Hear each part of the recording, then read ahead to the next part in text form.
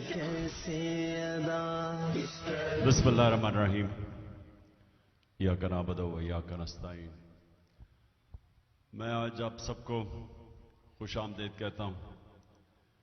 یہ ایک ایسی رات ہے جس میں سارے مسلمانوں کو سوچنا چاہیے کہ ایک وقت پہ ہم کدھر تھے اور آج ہم کدھر پہنچ گئے ہیں،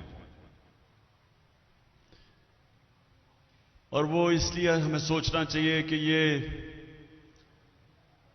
ہمارا ایمان ہے کہ ان دنوں میں اس رات کو اللہ نے ہمارے اوپر اتنی نعمت کی کہ اپنی کتاب ہمارے اوپر نازل کی۔ تو ہمیں اس لیے سوچنا چاہیے کہ کیا وجہ ہے کہ اس کتاب نے، اور جو گواہ تھا اس کتاب کا ہمارے نبی صلی اللہ علیہ وسلم، انہوں نے اس کتاب اور اس کے پیغام سے دنیا کی تاریخ کا سب سے بڑا انقلاب لے کے آئے۔ یہ اگر آپ تاریخ کے، میں تو کوئی دینی عالم نہیں ہوں، اسلام کا میں اپنے آپ کو عالم نہیں سمجھتا، لیکن میں ایک تاریخ کا اپنے آپ کو طالب علم سمجھتا ہوں۔ تاریخ میں نے پڑھی ہوئی، تو میں نے ابھی تک کہیں بھی کسی وقت، کسی تاریخ کے اندر، کسی دور میں اس طرح کا انقلاب نہیں دیکھا جو کہ میرے نبی صلی اللہ علیہ وسلم مدینہ میں لے کے آئے۔ کوئی اس کا مثال نہیں ہے۔ آپ اگر دین سے ہٹ کے صرف ایز اے ہسٹورین، تاریخ کا طالب علم اگر آپ صرف سٹڈی کریں تو یہ آپ کو کبھی بھی لاجک سے یہ آپ سمجھ ہی نہیں سکتے کہ وہ ہوا کیا۔ پھر سے میں کہتا ہوں، اس کی تاریخ میں کوئی مثال نہیں ہے، کیونکہ ایسا ہوا ہی نہیں کبھی۔ تو وہ جو چینج آیا تھا انسانوں میں لوگوں کو یہ بھی بتاتا ہوں، یہ لوگ، ہم جب بچپن میں پڑھتے تھے اپنی تاریخ تو ہمیں ایسے لگتا تھا کہ وہاں بڑی جنگیں ہوئی اور بڑی پتہ نہیں کتنے لوگ شہید ہوئے اور دوسری طرف کتنے لوگ مارے گئے، اور پھر ایک تبدیلی آئی تھی۔ آپ سب کو حیرت ہوگی یہ سوچ کے کہ 622 اور 632 کے درمیان 10 سالوں میں، ان 10 سالوں میں جو ٹوٹل لوگ جنگوں میں مرے تھے دونوں طرف، وہ 12 یا 1300 تھے۔ 10 سال میں 12 یا 1300 لوگ مرے تھے، اور سارا عرب 10 سال کے بعد نبی صلی اللہ علیہ وسلم کے نیچے، اسلام کے نیچے آ گیا تھا۔ 1 لاکھ سے کلومیٹر، اسکوائر کلومیٹر زمین سب ان کے نیچے آ گئی تھی۔ تو یہ سمجھنے کی بات ہے کہ یہ کوئی تلوار کے زور سے دین نہیں پھیلا تھا۔ یہ جو تبدیلی آئی تھی کہ 10 سالوں میں وہ سارا عرب بھی ان کے نیچے آ گیا، اور خون بھی نہیں بہا۔ جس طرح جب منگولین نے، انہوں نے بھی فتح کی تھی ایک دفعہ دنیا، لیکن کروڑوں لوگوں کی جانیں لی انہوں نے اور خون کے دریا بہے۔ لیکن اس باری تو جس طرح میں نے کہا 12 سے 1300 ٹوٹل کیجولٹیز تھی، تو اصل میں ذہنی طور پہ فکری انقلاب تھا۔ انسان بدل گئے تھے۔ قرآن کی جو آیت ہے کہ میں کبھی کسی قوم کی حالت نہیں بدلتا جب تک وہ قوم خود اپنی حالت بدلنے کی کوشش نہ کرے۔ تو انسانوں نے اپنے آپ کو بدلا تھا، اور وہ پیغام تھا قرآن کے اندر، اور وہ نبی صلی اللہ علیہ وسلم وہ چلتے پھرتے قرآن تھے، اس لیے اللہ کا حکم تھا ان کی اس سنت پہ چلو، ان کی شریعہ پہ چلو۔ تو اس پیغام نے انسانوں کو بدل دیا، اور ان انسانوں نے دنیا کی امامت کی۔ یعنی یہ اگر آپ دیکھ لیں کہ 625 جنگ بدر اور 11 سال کے بعد یارموک کی جنگ، جدھر رومن ایمپائر یارموک میں ہارتا مسلمانوں سے، اور اس کے اگلے سال دوسرا سپر پاور پرشین ایمپائر وہ ان کے سامنے گھٹنے ٹیکتا ہے. 11 اور 12 سالوں جنگ بدر کے بعد 313 لڑنے والے, یہ کوئی سمجھا دے کہ یہ ہوا کیا. 11 اور 12 سالوں کے بعد دنیا کی 2 سپر پاورز ان کے سامنے گھٹنے ٹیک دیتی ہیں. تو وہ کیا چینج آئی تھی؟ مجھے افسوس سے کہنا پڑتا ہے, میں نے یہ کبھی, میں اتنے چھوٹا سا تھا جب میرے والد مجھے لے جاتے تھے جمعہ کے خطبے پہ, میں نے کبھی کسی کو یہ بتاتے نہیں سنا کہ یہ کیا ہوا تھا. اور میں نے اپنے اسکالرز جو ہیں, جو مسلمان اسکالرز ہیں, میں نے ان میں کبھی نہیں دیکھا کہ اس کے اوپر کوئی اس کو ریسرچ کرے کہ کیا چینج آیا تھا, یہ کیسے ہوا تھا.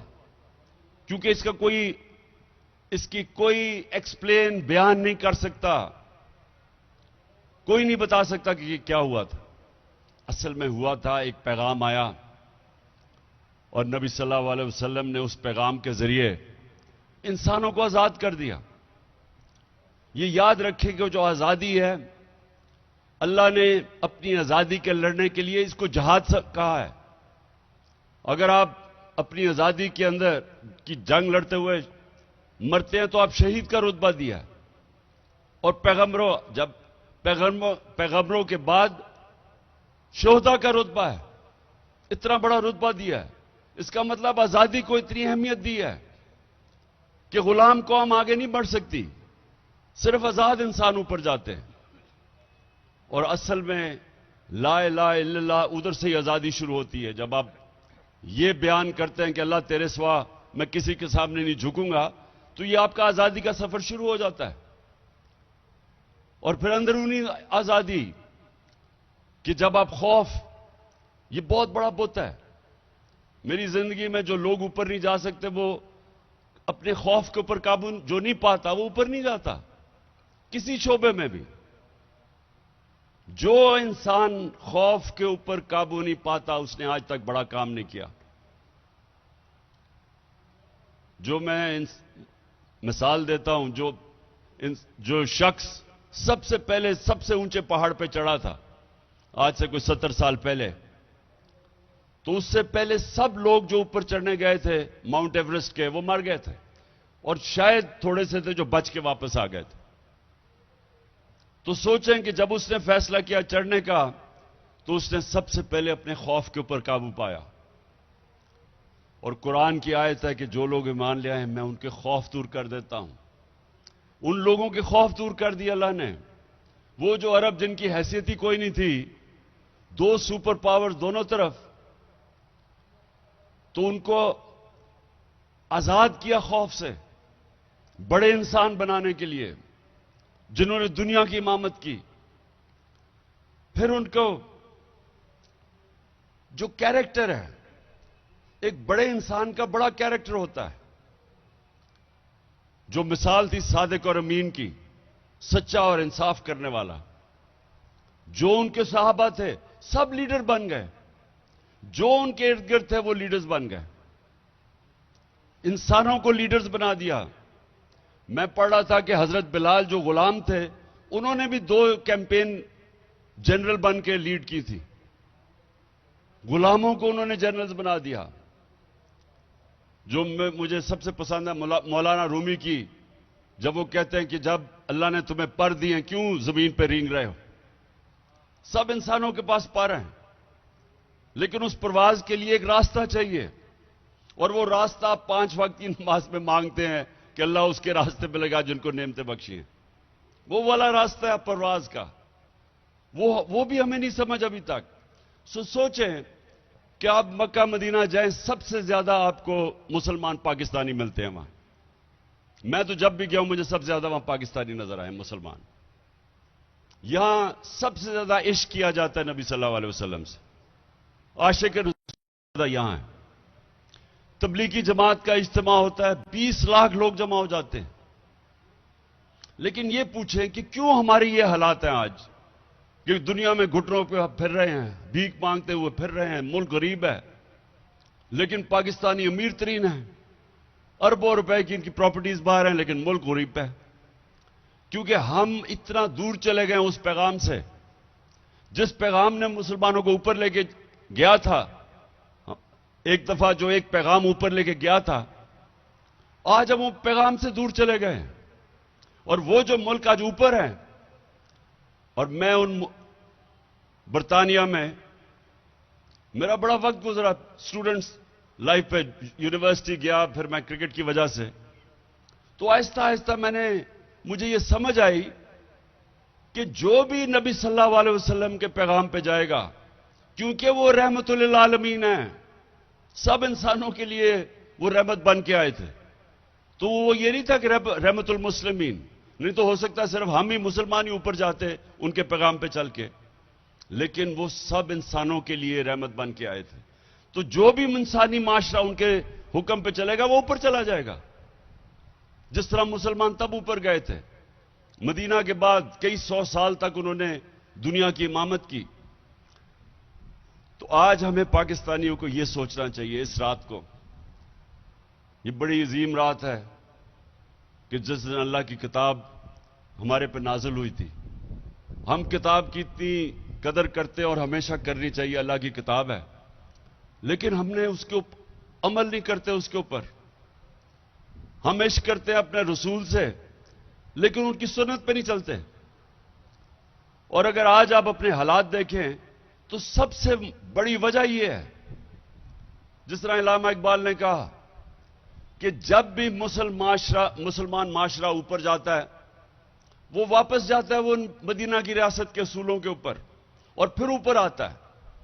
اور جب وہ نیچے آتا ہے تو ان سے دور چلا جاتا ہے. ہمارے لیے آج سب کو یہ سوچنا چاہیے کہ ہم اب کیسے اس قوم کو اوپر لے جا سکتے ہیں. اور میں آپ کو یہ بتا دوں کہ وہ جو بڑے سیدھے سیدھے اصول ہیں کہ جب تک ہم اس ملک میں عدل اور انصاف نہیں پیدا کریں گے اور اس کے لیے جنگ نہیں لڑیں گے، ہم آزاد نہیں ہوں گے. اور جب تک ہم آزاد نہیں، ہم اوپر نہیں جا سکتے، ہماری پرواز اوپر نہیں جائے گی. اور عدل انصاف کبھی بھی جو طاقتور، جو مافیاز، جو ایک کرپٹ نظام سے فائدہ اٹھا رہے ہیں، وہ کبھی انصاف نہیں آنے دیں گے. کیونکہ وہ ایک ظلم کے نظام سے وہ فائدہ اٹھا رہے ہیں، چھوٹا سا طبقہ ہے، وہ نہیں آنے دے گا. وہ پورا زور لگائے گا کہ لوگوں کو غلام رکھ کے اور خود وہاں عیاشیاں کریں، پیسے چوری کریں، باہر ان کے بڑے بڑے محلات ہیں، وہ کبھی نہیں آنے دیں گے. اور یہ یاد رکھیں، آزادی اس لیے تو اللہ نے اتنا بڑا جو اپنی آزادی کے لیے لڑتا ہے یا غازی یا شہید کا رتبہ دیا ہے، کیونکہ غلام ہی بن سکتے ہیں. غلام کی پرواز کچھ نہیں ہوتی، غلام قومیں اوپر نہیں جا سکتی، صرف آزاد انسان اوپر جاتے ہیں. جو کہ اگر آپ غور کریں گے تو مدینہ کی ریاست میں آزاد ہوئے تھے انسان. عدل اور انصاف سب سے پہلے قائم کیا تھا، کوئی قانون کے اوپر نہیں. میری بیٹی بھی اگر جرم کرے گی سزا ملے گی. بڑی قومیں تمہارے سے پہلے تباہ ہوئی، جدھر طاقتور کے لیے ایک قانون، وہ چوری کرتا تھا اس کو پکڑتا نہیں تھی، اور صرف کمزور چوروں کو جیلوں میں ڈالا جاتا تھا، قومیں تباہ ہو جاتی تھی. حضرت عمر، حضرت ابو بکر، حضرت علی، پہلے جب وہ خلیفہ بنے، پہلے بیان میں کہا کہ میں انصاف قائم کروں گا، میں طاقتور کو قانون کے نیچے لے کے آؤں گا. یہ سب سے بڑی ایک مسلمان معاشرے کے اندر جب آپ کہتے ہیں نا ہم شریعہ چاہیے، تو سب سے پہلا کام ہے عدل اور انصاف قائم کرو. جب تک وہ نہیں ہے ایک قوم اوپر نہیں جا سکتی، خوشحال نہیں ہو سکتی. ہم سنتے تھے جی میں ایشین ٹائیگر بنا دوں گا پاکستان کو، یا میں کوئی لاہور کو پیرس بنا دوں گا. کوئی آج تک ایشین ٹائیگر یا پیرس نہیں بنا جب تک وہ رول آف لا نہیں ہوتا، جب تک انصاف نہیں ہوتا. ڈنمارک نمبر 1 ہے 140 ملکوں میں رول آف لا یعنی انصاف کے انڈیکس میں 140 ملکوں میں ڈنمارک نمبر 1 ہے. پاکستان 129 نمبر ہے 140 میں سے. اور وہاں $68,600 ان کی اوسط آمدنی ہے، $68,600، اور پاکستان کی $1,600 ہے. کیونکہ وہ انصاف ہے، وہاں خوشحال ہیں. اپنی تاریخ اٹھا کے دیکھ لیں، جب ہندوستان میں کوئی آیا ایسا حکمران جس نے انصاف قائم کیا خوشحال ہو گیا. بلبن کی تاریخ اٹھائیں اور علاؤدین خلجی کی، کیونکہ وہ انصاف کرنے والے تھے، وہاں خوشحالی آ گئی. اور جب ایک ظالم حکمران آتا تھا، ایک دم عوام کہ وہی بھوک سے مرتے تھے، قحط پڑتے تھے. تو ہمارا بھی آج ساری دنیا میں بھی یہ دیکھ لیں، جن جن ملکوں میں انصاف ہے وہ خوشحال ہیں، جن میں نہیں ہے وہاں وسائل کے باوجود بھی غربت ہے. اور یہ جو آخر میں آپ سب سے اپنی قوم سے بھی یہ کہتا ہوں کہ کبھی کوئی آزادی آپ کو پلیٹ میں پکڑا کے نہیں دیتا. دنیا کی تاریخ میں کبھی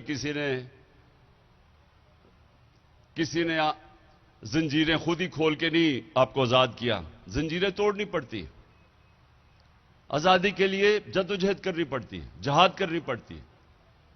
اور پھر جب آپ اپنی آزادی لیتے ہیں تو آپ کی پرواز اوپر جاتی ہے. ہمارا یہ وقت ہے اس وقت پاکستان میں کہ جب انسانی حقوق نہ ہو، طاقتور جو مرضی کرے، چوری کرے اور این آر او لے لے، اور دوسرے لوگ اگر وہ ان سے کہیں کہ ہم آئین چاہتے ہیں تو ان کو پکڑ جیلوں میں ڈالیں، جیلوں کے اندر ان سے تشدد کیا جائے، تو یہ نظام نہیں چل سکتا.